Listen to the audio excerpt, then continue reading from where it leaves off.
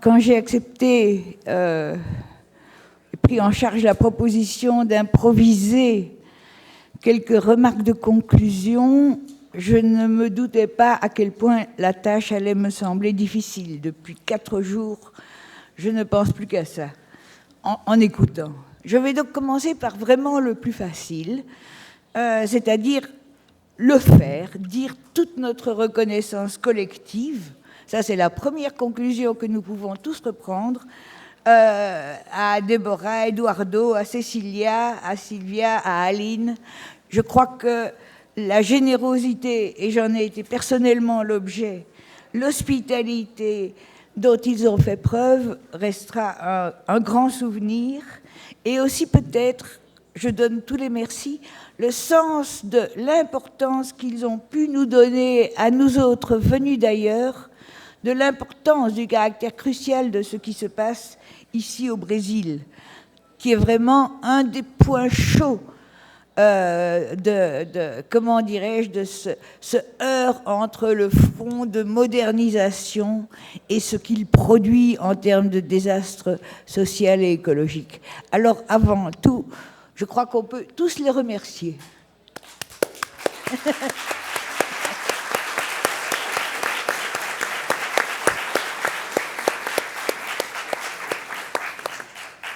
Alors, j'en passe.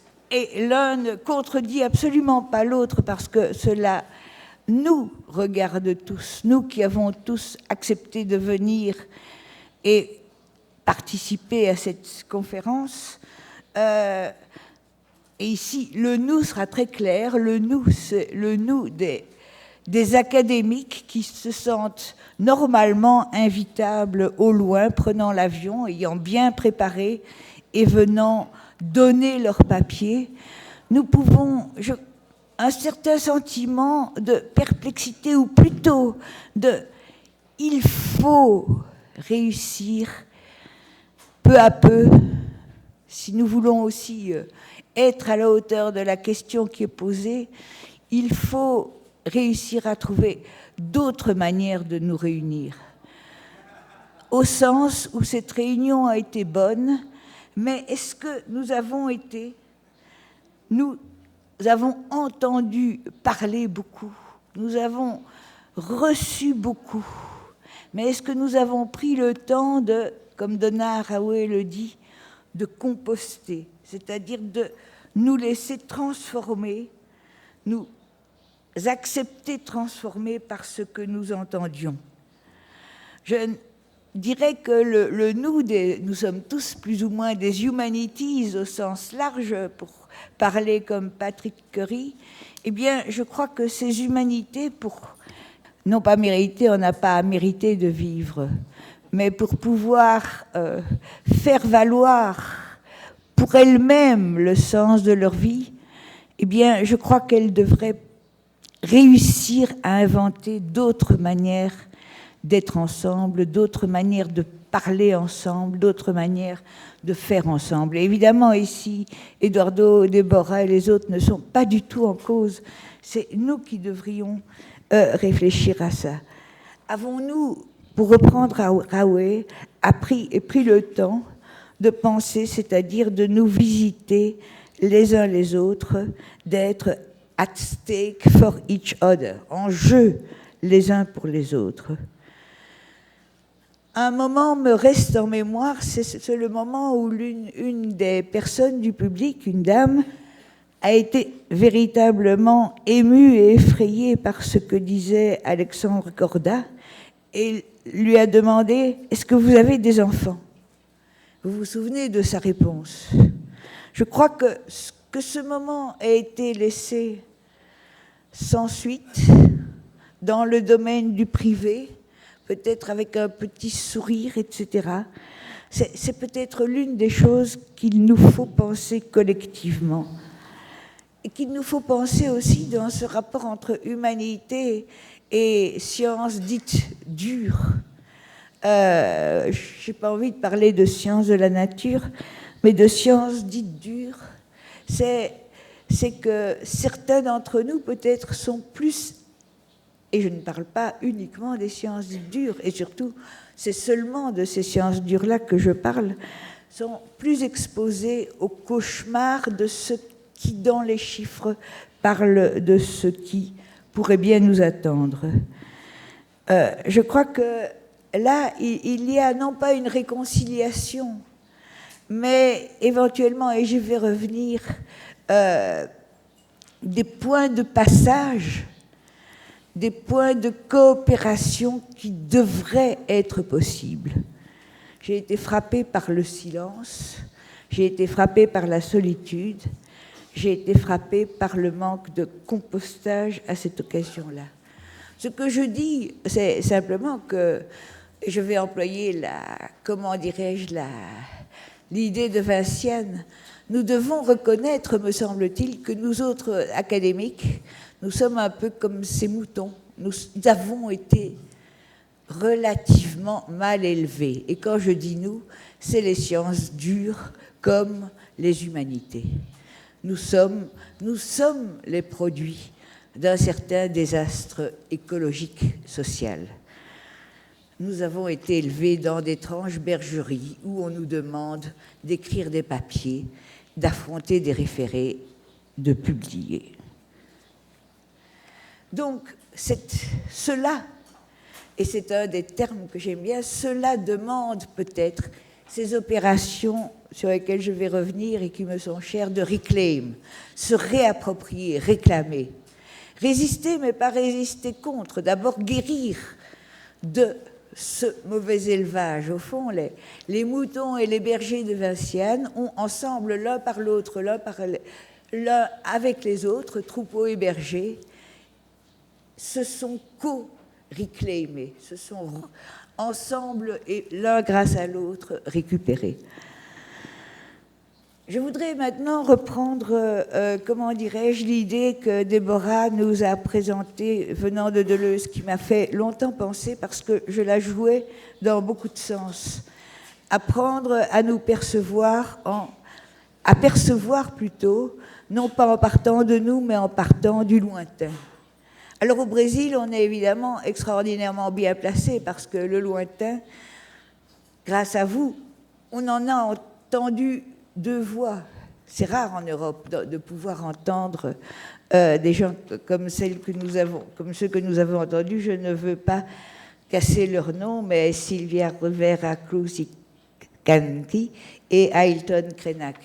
Ça a été des moments où nous avons pu avoir l'impression que nous pouvions entendre quelque chose qui venait de loin, qui venait depuis la destruction d'autres mondes, et de la manière dont leurs habitants aussi ont su continuer, oui, et savent plus que nous à propos de ce qui leur arrive.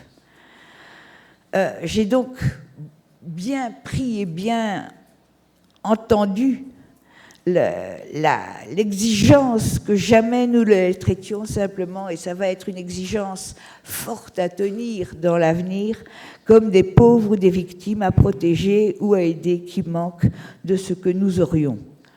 Il y a là, je crois, toute une culture affective à faire exister, où il ne s'agit pas simplement de critiquer, mais de fabriquer des affects de joie, de rage et de chagrin qui peut-être feront mieux passer auprès de ceux qui se sentent responsables leur stupidité. Il y a cet effroi sans cesse renouvelé devant leur bêtise et notre propre bêtise. La bêtise de celui qui, et c'est une phrase qu'on entend si souvent, dit « Mais nous ne pouvons tout de même pas permettre que », les conservationnistes ou d'autres. Nous ne pouvons pas, alors celui-là, il est anonyme, il se dit au nom d'une espèce d'évidence qui devrait être universellement partagée. Et je crois que c'est là que le thème de Haraway de responsibility, devient très important. Pouvoir nous situer pour ne jamais occuper cette position de « mais nous ne pouvons tout de même pas », qui nous met en position d'évidence collective. Et d'abord, cela signifie, pour pouvoir nous situer, on ne se situe jamais tout seul, leur reconnaître, leur rendre, disait-il, leur reconnaître, en tout cas ressentir devant eux leur propre indépendance ontologique, leur monde. Alors, quand on va du lointain vers le proche, c'est là qu'on commence à se dire les choses sont compliquées. Haraway dit staying with the trouble. Parce que, en Europe en tout cas, les pauvres que ne sont pas les habitants des îles polynésiennes, que ne sont pas les habitants des forêts amazoniennes, les pauvres, on les rencontre. On ne les rencontre pas au sens où ils seraient économiquement pauvres par rapport à un habitant polynésien, mais au sens de gens en profonde dépendance avec un État, avec une structure sociale, ayant été privés justement de la capacité de développer, de trouver ce qu'ils peuvent faire.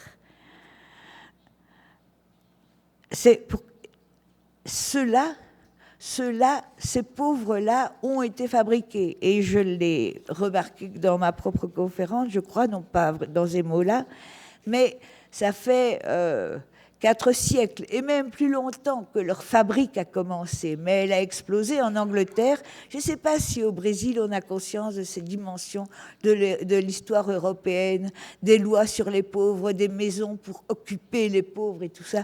Ces pauvres n'existaient pas avant. Ces pauvres qu'il fallait occuper, qu'il fallait mettre au travail, ils n'existaient pas auparavant. Auparavant, c'était des paysans qui vivaient pauvrement peut-être, mais qui avaient entre leurs mains leurs moyens de faire leur monde et de faire collectivement leur monde.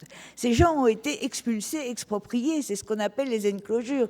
Ils ont été mis sur les routes et ils ne pouvaient plus être que des pauvres au sens de séparés de ce qui les faisait vivre et penser et coopérer ensemble. On a aussi détruit une culture paysanne, pratique, matérielle et spirituelle au moment où on a fabriqué les enclosures. C'est pour ça qu'il faut bien dire les pauvres. Ce n'est pas seulement dans le lointain que nous devons, éviter de traiter d'autres de pauvres, mais il faut savoir que le pauvre est une catégorie que nous avons fabriquée nous-mêmes en Europe depuis la fin du XVIIe et le début du XVIIIe siècle. Et cette catégorie de pauvres, ces enclosures, elles n'ont pas cessé de se produire. Enfin, disons qu'elles se sont réintensifié ces dernières années. Eduardo a dit que, quelque part, l'imagination des années 1967-1968 a été détruite. Et je crois qu'on pourrait raconter l'histoire de ce qui s'est passé comme l'histoire de cette imagination qui démobilisait ceux qui devaient travailler, ceux qui ne pouvaient trouver le sens de leur vie qu'en vendant leur force de travail à d'autres. Cette démobilisation, cette désertion est la grande peur du capital et d'ailleurs aussi de l'État. Je crois que ce dont nous sommes le produit aujourd'hui est vraiment d'une restauration de la fabrique des pauvres. Aujourd'hui, les pauvres sont ceux qu'il faut mobiliser, qu'il faut motiver, dont il faut exiger qu'ils aient des progrès, qu'ils se rendent attractifs envers des employeurs prospectifs, ceux qui doivent surtout être flexibles, ne pas penser qu'ils ont quelque chose, que quelque chose est leur force. Non, non, cette force doit être sans cesse redéfinie pour plaire. Eh bien donc, je dirais que la fabrique des pauvres, en Europe en tout cas, aux États-Unis peut-être aussi, est devenue une espèce de manière de gérer l'ensemble de la population. y compris d'ailleurs les universitaires, qui eux aussi, on va le voir, doivent faire preuve de flexibilité. Il ne faut pas qu'ils croient que ce qu'ils font suffit à justifier leur existence. Donc, il y a là quelque chose, comment dirais-je, qui fait que j'ai envie de reprendre très rapidement, pour revenir à autre chose, cette histoire de Capitalocène. Pourquoi Capitalocène? Pas pour des raisons techniques. Peut-être que le Capitalocène, c'est aussi la fabrique des pauvres. Très intéressant. Mais aussi parce que, je crois, cela peut susciter ce que l'Anthropocène ne suscite pas, c'est-à-dire cette rage et ce chagrin dont Haraway parlait, et aussi ce savoir que la bête peut bien être à l'agonie. Eduardo me disait, oui, mais l'Anthropocène continuera alors que le capitalisme est en bout de course. Donc l'Anthropocène, c'est mieux, parce que dans 1000 ans, dans 10 000 ans, ce sera encore l'Anthropocène aux yeux d'un futur géologue. Eh bien, je me fiche de ce futur géologue. Ce futur géologue, il est pleinement imaginaire. Nous n'en savons rien, nous ne pouvons raconter aucune science-fiction intéressante à propos de lui.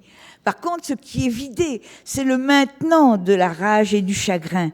Et aussi ce savoir que, avant que le capitalisme disparaisse, eh bien, cette bête à l'agonie fera une mort très ignominieuse, très laide, et comme le disait Haraway, emmènera avec lui la dernière goutte de pétrole, après une lutte pour cette dernière goutte, le dernier arbre d'Amazonie, et nous laissera sans doute ceux qui resteront dans une situation de barbarie, telle que Émilie l'a racontée dans le roman de Starhawk.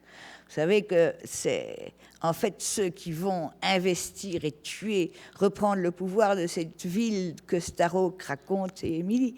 Ce sont des gens qui sont... C'est pas vraiment une multinationale. Ce sont, en fait, c'est ceux qui ont été d'abord des gestionnaires de l'eau en pénurie et qui sont devenus des barons de l'eau, ayant pouvoir de vie et de mort à ceux à qui méritent ou non de l'eau.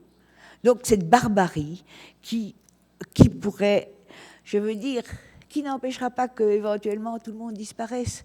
Mais il faut, je crois, ici, je reprends la question de la dame du public il y a 2 jours. Ce qui me fait penser, c'est la honte devant les enfants d'aujourd'hui et les enfants de ces enfants. Si jamais ils nous demandaient, vous saviez, qu'avez-vous fait? Ah ben, c'était l'Anthropocène. Non, il y a là quelque chose, je crois, où j'ai envie, je pense que l'un des efforts à faire, c'est de résister à l'idée game over. Et résister, le jeu est fini, c'est trop tard. Et résister à l'anesthésie qui va avec. Ne serait-ce qu'en nous disant que nous serons dans les 30, 40, 50 années qui viennent, et où le capitalisme ne sera pas mort, mais où il enverra comment dirais-je, je l'imagine, dragon à l'agonie, en voyant sa longue queue balayer tout ce qu'il peut, eh bien, nous serons la génération la plus haïe. Les questions que les parents allemands ont dû répondre les questions des enfants des parents allemands, vous saviez, qu'avez-vous fait, ne seront rien par rapport aux questions. Et le pire, c'est qu'ils pourraient ne même pas nous poser la question, qu'ils pourraient être le produit de cette époque, qu'ils pourraient déjà être « Ah, vous croyez encore qu'un autre monde était possible ?» Ironie. J'hésite entre la honte et le cauchemar. Je veux en tout cas avoir des histoires à raconter. Ceci dit, je vais tâcher d'interrompre assez tôt pour que la discussion puisse nous rassembler.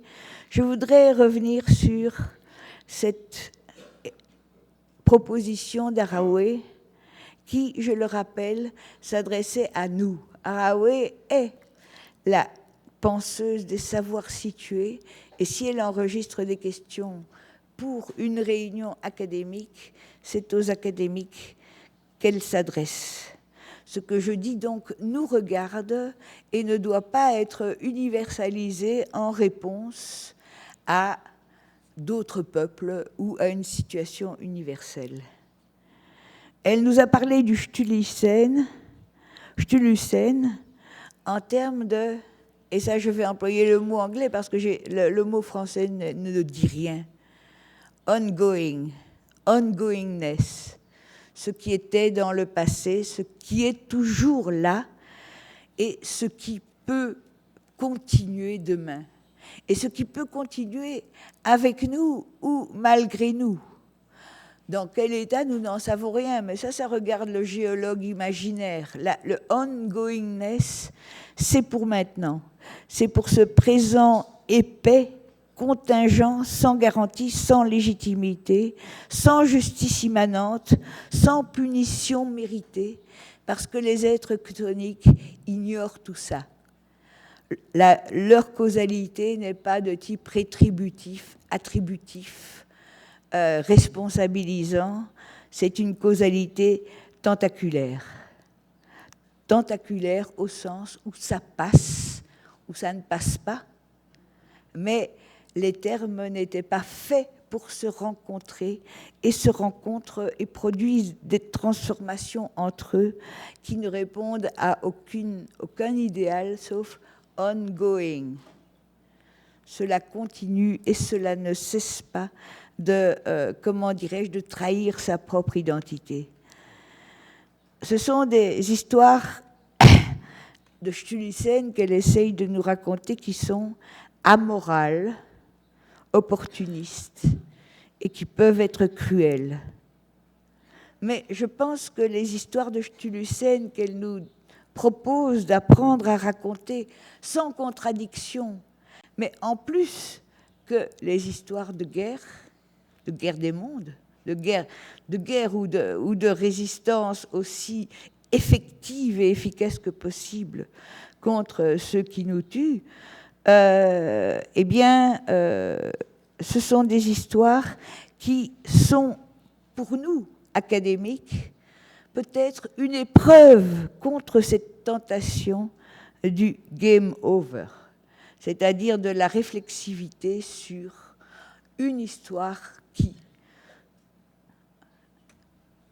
est virtuellement, terminée.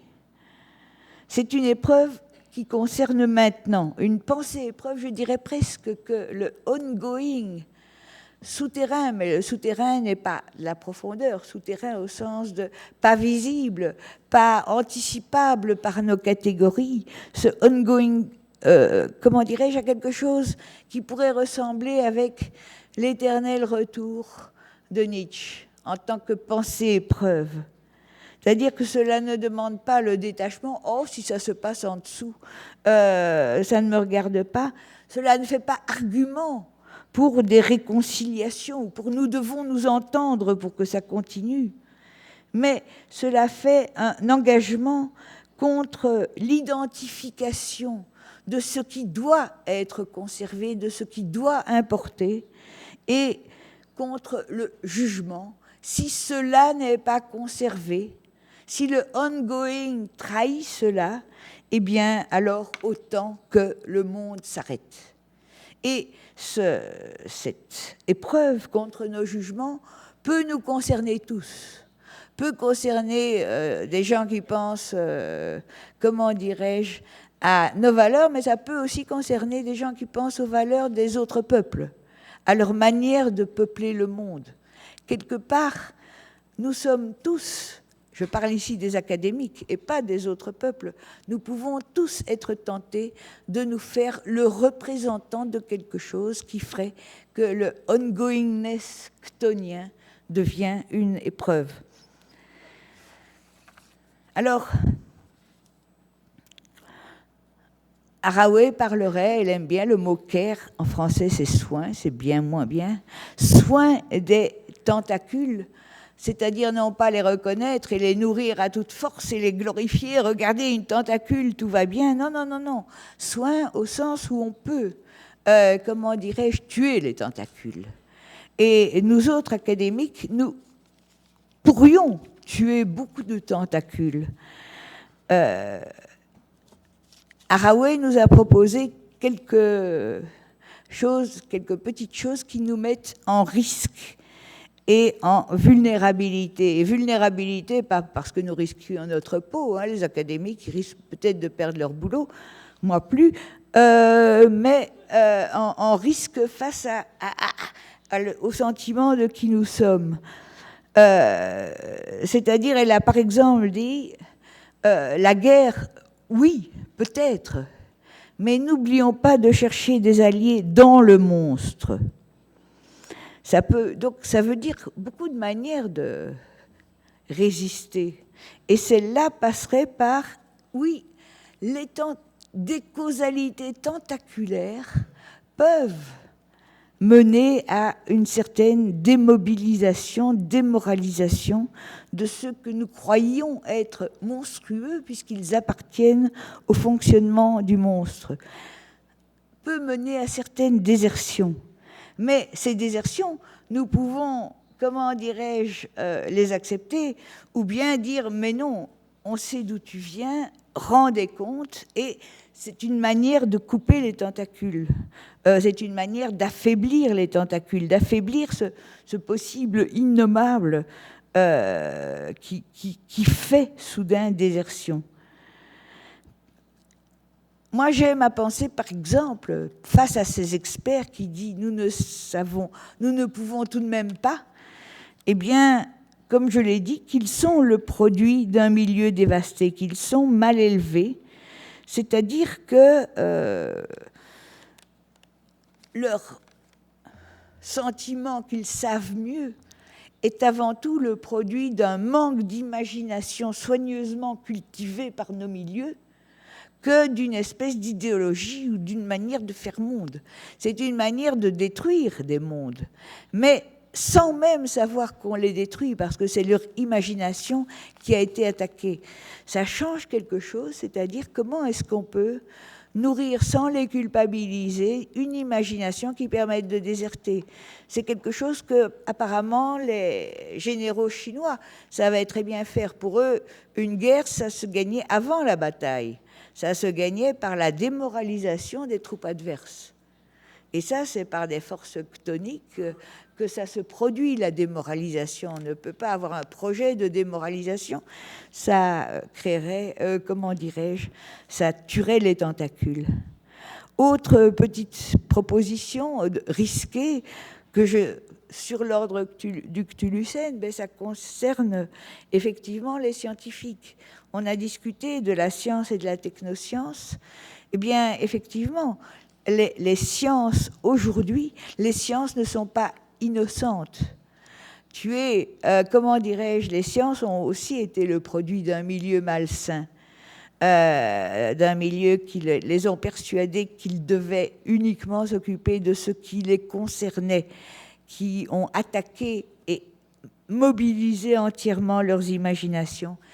Ces sciences-là, néanmoins, lorsqu'elles sont vivantes, et pour le moment, par exemple, les scientifiques du GIEC, certains d'entre eux sont en train de récupérer de l'imagination. Ils connaissent ce monde qu'on leur avait dit d'ignorer. Ils en font connaissance. Eh bien, ces scientifiques ont néanmoins, comment dirais-je, ne sont pas des tueurs de monde par définition. Comme Bruno Latour l'a dit, si Gaïa a 1000 plis, les plis ne sont évidemment pas d'abord scientifiques. Les 1000 manières de faire monde pour les peuples, les animaux, les plantes, les forêts, les troupeaux, même les rochers, les 1000 manières de faire monde, non pas de le connaître, de le faire compter, de donner sens au monde, eh bien, ces 1000 plis, les scientifiques en ont produit aussi. Ils ont multiplié les puissances d'agir qui peuplent ce monde. Bien sûr, ce sont des puissances un peu étranges, mais ce sont des puissances d'agir aussi. Ces sciences-là, avant qu'elles aient été détruites, ont, elles aussi, comment dirais-je, peupler le monde et créer des rapports très exigeants avec ce monde. Un pli, c'est aussi un rapport. Les sciences sont aussi des apprentissages de rapports. Je crois que Bruno Latour tente de nous apprendre, et je suis aussi de la partie, à bien parler de ces sciences, mais il faut bien en parler au sens où elles sont en train d'être détruites. Où elles sont en train d'être détruites. Il ne s'agit surtout pas de dire « Oh, ben voilà, les Amazoniens sont détruits, les sciences aussi, réconcilions-nous parce que nous sommes tous des victimes, ou bien, etc. » Non, non, non. Et je ne demanderai même pas, surtout pas aux Amazoniens ou à d'autres peuples, d'apprendre à bien parler de ceux qu'ils n'ont jamais connus que sous la forme des experts, de leur mépris rationaliste et de leur sens de la responsabilité. Je parle de nous, c'est-à-dire elles sont en train d'être détruites. On pourrait dire que c'est bien mérité étant donné leur parfaite radicale non-innocence. Eh bien, j'ai l'impression que si les questions d'éco-anarchisme, cet éco-anarchisme, comment dirais-je, pourrait être aussi quelque chose de compris par certains scientifiques face au monstre qui est aujourd'hui la technoscience, en effet, et qui tue ce qui faisait, comment dirais-je, la manière que les sciences avaient de peupler les mondes, de dire toujours, c'est plus compliqué que ça, de dire toujours, il y a plus de puissance d'agir ici que nous ne le pensions a priori. Alors ici, j'aborde mon dernier, comme ça on aura un peu le temps de parler, oui. Quoi ? Oui, non, j'ai envie qu'il y ait du temps de parler. Je crois qu'on a ici, j'ai déjà fait deux trucs proches et lointains. Apprendre du lointain, certes, et nous avons entendu des voix qui nous venaient du lointain et qui nous ont fait penser et qui parlaient de nous sur un mode. J'ai été frappée, effectivement. J'ai eu cette même impression en entendant des voix venues des Premières Nations canadiennes, etc. Ils visent au cœur, ils nous connaissent. Je veux dire, quand ils parlent de quel est ce démon qui a été cité, mais enfin, le mauvais ou le mal, ou bien ce colonisateur mangeur d'or qui ne réciproque en rien les rapports, qui ne donne rien, qui prend tout et ne donne rien, etc. Je me suis dit, quelque part, on est visé au cœur et il faut revenir en se rendant compte que, effectivement, revenir à nous, mais revenir à nous en se rendant compte que, effectivement, ceux qui allaient là, nous ne les connaissons pas, mais si nous les prenons comme nous sommes ici, eh bien, la fabrique de pauvres est aussi une fabrique de gens désespérés, prêts à tout. C'est-à-dire qu'il ne s'agit pas de dire ils étaient le mal, mais peut-être étaient-ils déjà le produit d'un monde détruit.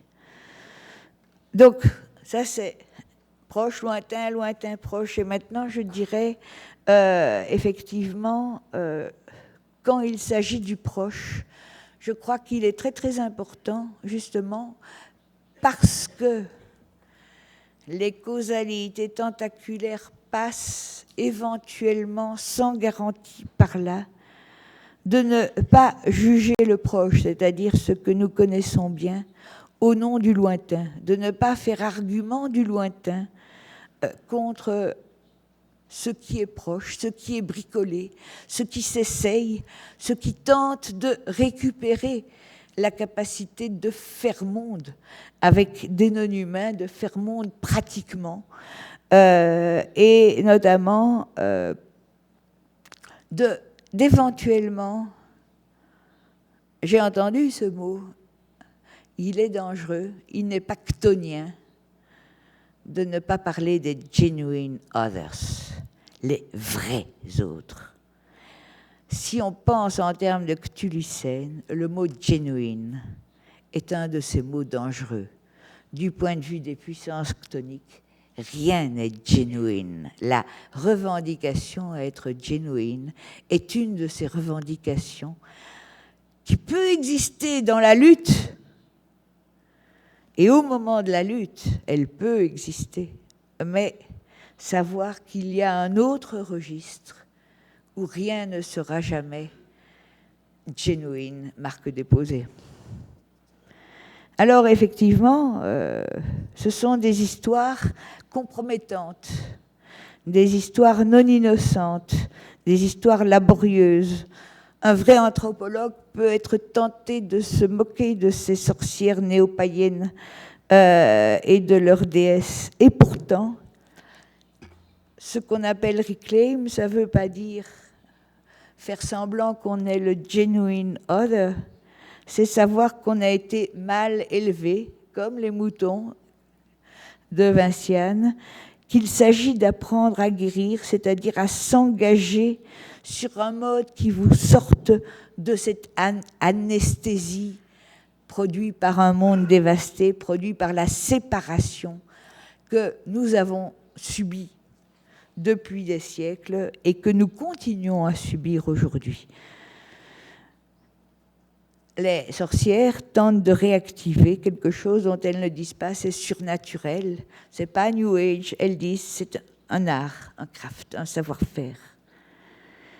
Et de même, le retour un peu partout aujourd'hui de la référence aux commons, ce n'est pas les anciens commons qu'il s'agirait de ressusciter. Non, non, partout où il s'agit de guérir de l'expropriation, qu'il s'agisse de potagers collectifs, ça a l'air risible, les potagers collectifs. Eh bien, c'est peut-être par là que cela passe aussi. Nous ne savons pas. Rire de cela, c'est effectivement parier pour le genuine contre les forces chthoniques, je pense. Les légumes demandent un apprentissage, une attention, un savoir-faire avec, comme les troupeaux de moutons. Je crois donc qu'il s'agit, pour nous autres critiques, il s'agit de cultiver une lucidité, mais une lucidité qui garde toujours cette idée éventuelle de ongoingness. Cela tente de continuer et non pas de juge ou d'évaluateur. Est-ce que c'est digne de continuer ? Il y a une grande tradition dans la rationalité occidentale qui a fait le meilleur et le pire, c'est la critique comme l'art du testateur. Le testateur, c'est celui qui cherchait le vrai or par rapport à ce qui brille. On dit tout ce qui brille n'est pas or, c'est le problème du testateur. Eh bien, comment dirais-je, s'exposer à la vulnérabilité, prendre parti éventuellement pour ce que Haraway a appelé le Cthulhucène, c'est se dire au fond, oui, tester peut-être, mais même le faux peut s'insinuer. Il n'y a pas ni ce qui est faux ou vrai. Ici n'est pas le plus important, c'est le pouvoir d'insinuation. Nous sommes le peuple de l'idée, disait Whitehead. Nous qui, d'une manière ou d'une autre, même à travers les océans, quelque part, nous descendons tous de Platon et de l'idée platonicienne. Nous sommes le peuple des idées. Eh bien, n'oublions pas que les idées, dans le vocabulaire en tout cas qui est le mien, elles s'insinuent. Les idées aussi, c'est sneaky. Les idées, ça pénètre par où on ne sait pas. Ça peut pénétrer par un roman de science-fiction. Ça peut pénétrer par un potager collectif. Ça peut pénétrer ou ça peut être bloqué par le sens du ridicule, par le censeur et le testateur en nous. Et donc, je conclurai là-dessus. Les êtres chthoniques, j'aime ce mot-là. Ce ne sont pas des êtres d'ailleurs, ils ne sont pas des profondeurs au sens de l'inconscient. Simplement, ce sont des êtres indifférents, passant à travers nos catégories, indifférents à la domestication, à nos prétentions de juger ce qui compte, ce qui est génuine et ce qui ne compte pas.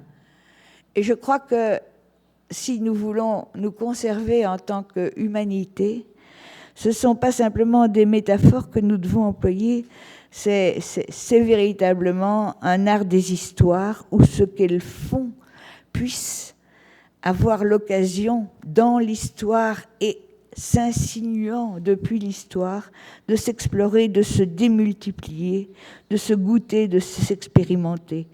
C'est des arts d'histoire de collectif qui, eux aussi, expérimentent. Et j'aurais aimé qu'on nous parle plus des expérimentateurs brésiliens, des agriculteurs expérimentateurs brésiliens. Nous avons besoin d'histoire de leur apprentissage, d'histoire de ce que ça veut dire, reclaim. Nous avons besoin d'histoires concrètes, lucides, mais ongoing. Comment ça peut continuer ?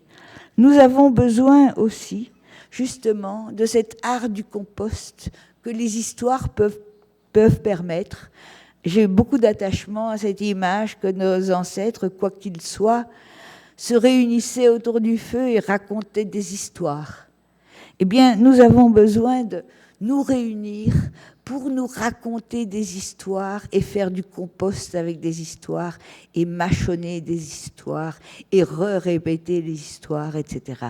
À ce moment-là, nous serons des humanités. À ce moment-là, quelque part, l'imagination passera par nous. Ne la bloquons pas. Je vous remercie.